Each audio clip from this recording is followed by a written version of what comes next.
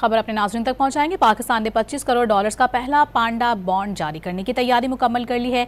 मल्टीलिटरल शराकतदारों से मंजूरियां हासिल कर ली गई हैं। हुकूमत पाकिस्तान जनवरी में पांडा बॉन्ड जारी करने का इरादा रखती है। इस पर मज़ीद तफसीलात हासिल करेंगे। डॉन न्यूज़ के नुमाइंदे ताहिर शरानी हमारे साथ मौजूद हैं। जी ताहिर, क्या तफसीलात हैं?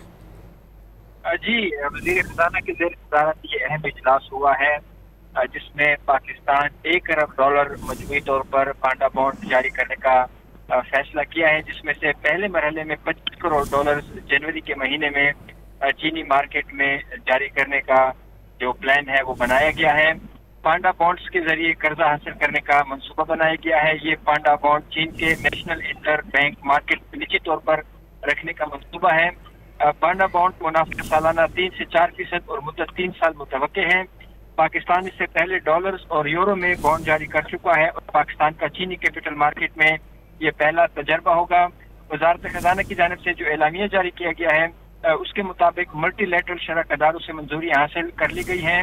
पाकिस्तान जनवरी में पांडा बॉन्ड जारी करने का इरादा रखता है और पांडा बॉन्ड से पाकिस्तान को नए माली वसाइल मुयसर आएंगे। पांडा बॉन्ड से कर्ज के जरिए मुतनवे बनाने में मदद मिलेगी और पांडा बॉन्ड के चीन के इदारों से मंजूरी की मराहिल आखिरी मरहले में है। जी, बहुत शुक्रिया आपका ताहिर।